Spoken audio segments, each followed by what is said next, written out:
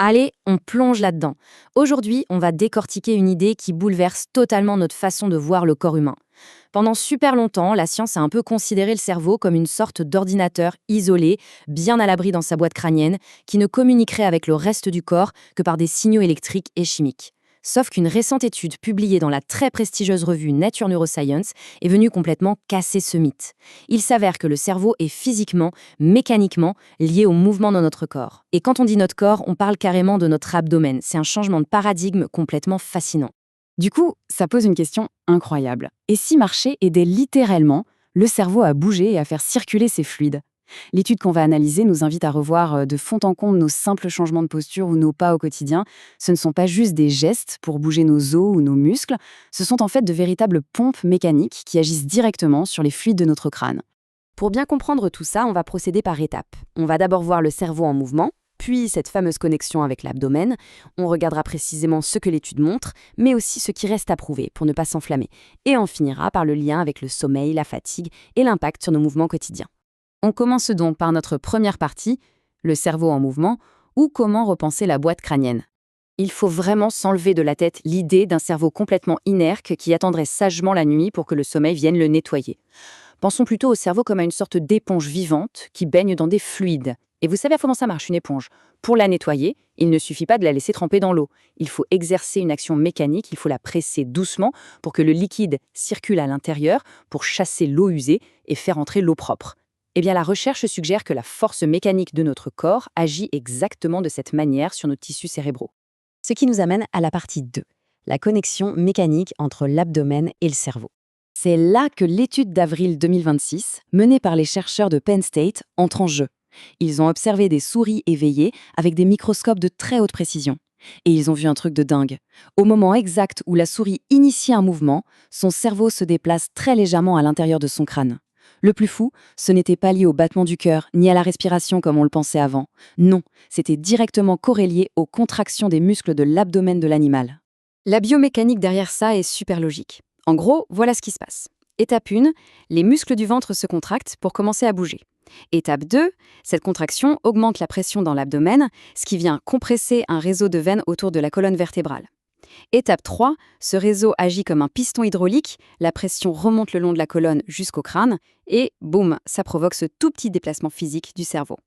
Troisième partie, ce que l'étude montre vraiment, notamment grâce aux simulations. Parce que oui, pour s'assurer qu'ils ne rêvaient pas, les scientifiques ont fait un test irréfutable. Ils ont pris des souris anesthésiées, qui ne pouvaient donc pas faire de mouvements volontaires. Ils ont appliqué une pression artificielle sur leur abdomen. Et devinez quoi? Le cerveau a bougé. Et dès qu'ils ont relâché la pression, le cerveau a repris sa place normale. C'est la preuve visuelle et absolue qu'il y a un lien hydraulique direct de l'abdomen au cerveau. Et grâce à des modèles informatiques très poussés, on comprend un peu mieux à quoi ça sert. Ces simulations suggèrent que chaque petit déplacement agit comme une micropompe, ça pousse les fluides à travers les tissus très denses du cerveau. Au niveau physiologique, c'est énorme, parce que c'est précisément ce type de circulation qui aide le cerveau à se débarrasser de ses déchets métaboliques et de ses toxines. On passe à la quatrième partie, ce qui reste à prouver. C'est l'heure du retour à la réalité. Alors, le point crucial ici, c'est de garder les pieds sur terre et de vulgariser sans exagérer. Ce qui est prouvé, c'est que chez la souris, les contractions abdominales déplacent bien le cerveau et aident les fluides à circuler. Ce qui n'est absolument pas prouvé, c'est de dire qu'enchaîner des séries d'abdos va nettoyer le cerveau humain ou prévenir Alzheimer. C'est une observation mécanique fascinante, pas une promesse médicale miracle. D'ailleurs, il y a encore plein d'inconnus. On ne sait pas du tout quelle serait la dose de mouvement requise pour nous, les humains. On n'a pas non plus de preuves directes d'une baisse des déchets neurotoxiques en temps réel. Et on ignore complètement l'effet de ce mécanisme sur le vieillissement ou sur des conditions comme le Covid long. Bref, la recherche doit continuer. Cinquième partie, le contexte plus large avec le sommeil, les fluides et la fatigue. On sait depuis un moment que le grand nettoyage du cerveau, ça passe par le système glymphatique. C'est ce réseau qui s'active à fond pendant notre sommeil profond pour évacuer les déchets. Mais la nouveauté géniale de cette étude, c'est qu'en plus de la voie de nuit assurée par le sommeil, il existerait une voie de jour activée par nos mouvements. Et ça fait écho à une autre étude clinique de 2025, sur des humains cette fois. Ils ont montré que 12 semaines d'exercice physique régulier augmentaient nettement les flux lymphatiques visibles à l'IRM. Ça vient vraiment renforcer l'idée que le mouvement physique a une influence bien réelle sur la tuyauterie de notre boîte crânienne.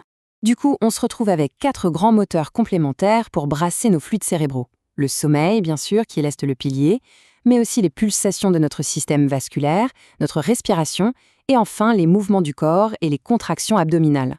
Le mouvement, c'est vraiment le partenaire du sommeil, pas son remplaçant. Et là, ça devient super intéressant pour comprendre l'épuisement, sans aucune culpabilité. Imaginons qu'on soit très malade ou fatigué. La première chose qu'on fait, c'est de s'arrêter de bouger. Cette immobilité baisse la stimulation mécanique du cerveau. Les fluides risquent alors de stagner, ce qui pourrait correspondre à cette fameuse sensation de brouillard cérébral. Et cette sensation nous rend encore plus immobiles. C'est un vrai cercle vicieux. Ce qui nous amène à notre toute dernière partie, une hygiène douce et pratique pour le mouvement quotidien. L'idée clé ici, c'est qu'il ne faut surtout pas chercher la performance. Pas besoin de s'épuiser. La solution réside dans des gestes d'une grande douceur. Se lever brièvement de sa chaise, marcher 1 ou 2 minutes, juste changer de posture ou prendre de grandes respirations debout. Ce sont ces micro-engagements de notre tronc qui suffisent à recréer cette petite pression mécanique. C'est une vraie philosophie. Le repos reste primordial, c'est évident. Mais le corps humain est conçu pour être en mouvement, et notre cerveau compte visiblement sur notre corps pour s'automasser et s'entretenir. En résumé, ce qu'il faut retenir, c'est que nos mouvements ne servent pas qu'à nos muscles. Chaque pas, chaque changement d'équilibre, ce sont de minuscules événements hydrauliques qui voyagent le long de la colonne pour venir doucement masser notre système nerveux. Ça donne vraiment une autre dimension à nos étirements et à nos petites marches du quotidien, non ? Alors, sachant toute cette incroyable mécanique des fluides qui se cache à l'intérieur de nous, comment allons-nous choisir de mobiliser doucement notre petite éponge vivante aujourd'hui ?